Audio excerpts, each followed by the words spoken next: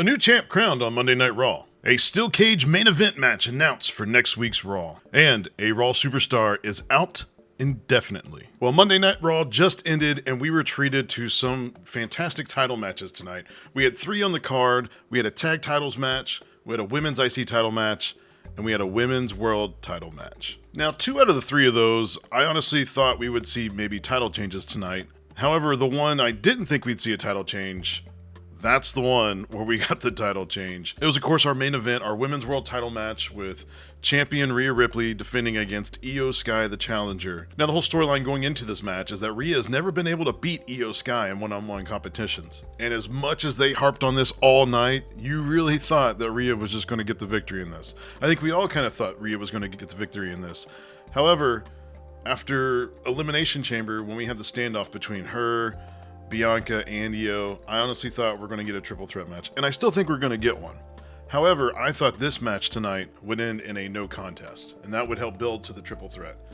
But when you consider that all 3 women are kind of factored in that kind of faces, you kind of wonder how you're going to get there. Now, since Bianca did win at Elimination Chamber, and she is now the #1 contender to whoever wins the bout tonight, she did come down and sit ringside to watch the match. And the match was great. Io and Rhea, of course, are big stars when it comes to the women's roster. They are fantastic wrestlers. I will say the match kind of had its rocky moments, considering that these 2 probably haven't wrestled in a long time. It was a little shaky. But they pulled together, and, they're fantastic. So you knew you were going to get a great wrestling match going into this, and that's exactly what we got. At one point in the match, both Io and Ripley were fighting on the outside, where both were taken down. Eventually, Rhea was able to get back into the ring, but however, Io was at risk of not meeting the 10 count, where she would have lost her chance at the title. Now, during this, Bianca was adamantly cheering on Io for her to get back up and get back in there fighting again. And, Io beats the 10 count, rolls in, but she can't really do too much at the moment. And for some reason, Rhea gets really mad at Bianca for cheering on Io. So Rhea decides just to go outside and get into an argument with Bianca. So as Bianca and Ripley are pushing each other, getting into an argument, you could argue there could be a DQ in this match. However, referee Jessica Carr decided it's better discretion on a championship match to not call a DQ over something so little as shoving. So she breaks it up. Rhea gets back in the ring. She's gloating to Bianca, saying, "Watch this, I'll see you at WrestleMania." Io reverses a top rope riptide and then does a moonsault, and she gets the pinfall victory. The place was shocked. I was going crazy, which I will say the crowd was they really were on Rhea's side for most of the match. They started, Io was winning them over throughout the match. And then once she won, the place went crazy, partly because most people were just happy to see a title change. The other part of the arena was actually stunned, and they were kind of happy to see such a crazy moment, but a lot of stunned faces were shown in the crowd. So as of right now, we're going to get Io versus Bianca at WrestleMania, but I got to think there's going to be a triple threat.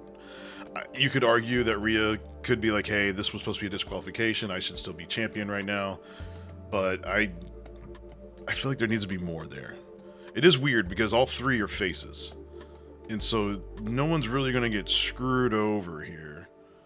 So I really don't know how they're going to play this up. I look forward to seeing how they may make this happen. They may not make a triple threat, but I'd have to think you want Rhea Ripley at WrestleMania. Now, I know this title change shocked me. I'm a big Rhea fan. I definitely thought she was retaining tonight, or there was going to be a no contest. Tell me what you guys think. Did you think this was a great idea, putting the belt on Io this close to WrestleMania? Do you think it's going to be a triple threat at WrestleMania, or do you think it's just going to be Io and Bianca?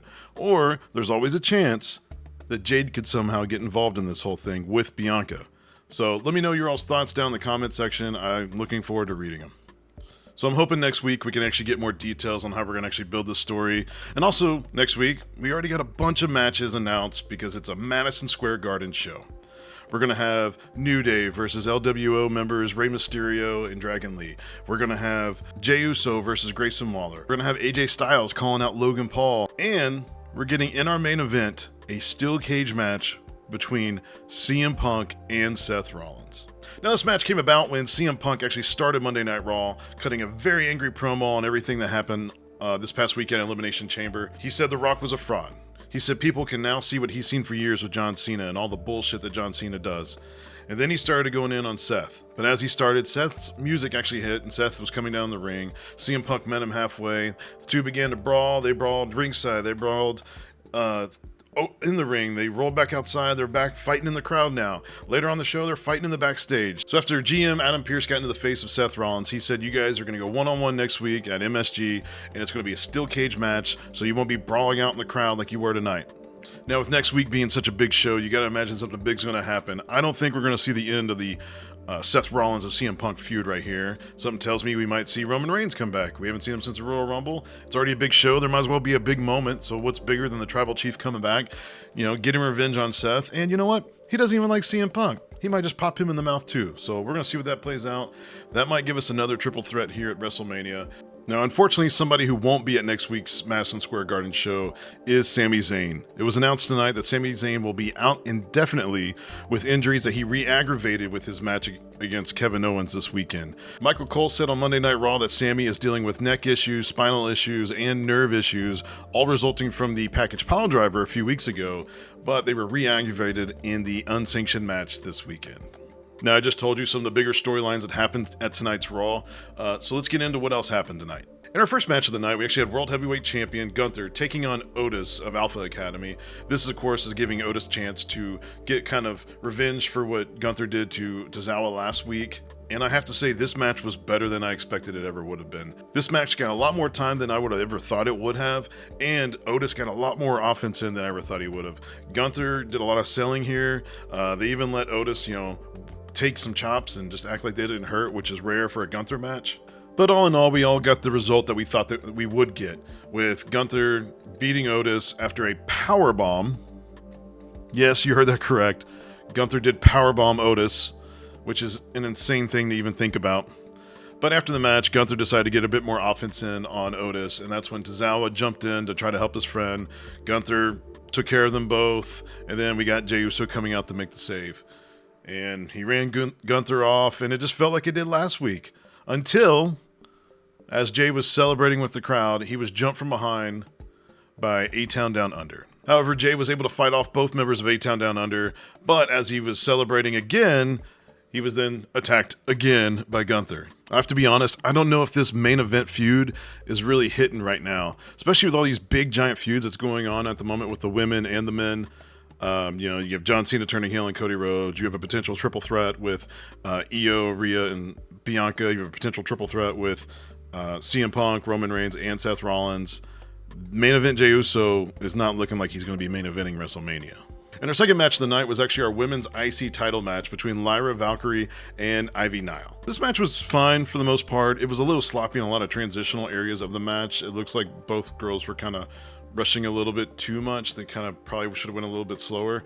But, it told a good story. Ivy was really working over Lyra's knee throughout the match and putting her into some great submission holds, suplexing her all over the ring. Ivy dominated a lot of this match, but Lyra was actually able to hit her finisher and get the win and get out of there. Then we had Ludwig Kaiser in the ring cutting a promo on Penta. I think this still involves Pete Dunne somehow. I don't really care for any of this feud, so it's not really grabbing my attention. But basically, Penta came out during the promo and kicked Ludwig's ass, and Penta looked strong in the ring, and that was it. We actually got a vignette, our first vignette, of Chad Gable on his journey to find out how to beat luchadors. Now, I don't know where this was set. It made me kind of think it was Mexico, somewhere, South Texas, somewhere in that area. I will say the camera work on this was very shaky. I'm a videographer myself, and it just distracted the hell out of me. Basically, the whole point of the vignette was that Gable's walking around trying to find someone. He's giving people a piece of paper saying, hey, do you know where this is? Do you know who this is? He gets pointed in the right direction. He's walking around a back alley, and he sees a figure standing over there that we don't see. But the person does make a deal with Chad. If you give me some money, I'll give you this box. So we did get to see a really cool drug deal on Monday Night Raw. We got an F-bomb the other day. Now we get a drug deal. I can only assume because we don't see what's in the box by the end of the vignette. But, hey, we're starting to get Chad Gable now doing these vignettes. I'm excited for these. And then we get to the tag title match with the Creed brothers taking on the War Raiders. This was a great match. A lot of big dudes doing crazy athletic things. It was a lot of fun to watch. A lot of holy shit moments. At one point, you had Brutus Creed doing a 450 splash. Then you had Julius Creed doing a freaking shooting star press. And believe it or not, they still didn't win. War Raiders got the better hand of the match. They hit their finish, walked out still champions. But the Creed brothers looked really good right here. Let me know what you guys thought of tonight's Monday Night Raw down in the comments below. I look forward to reading them. And please leave a like and subscribe. Thanks for watching the video, guys. Have a good day.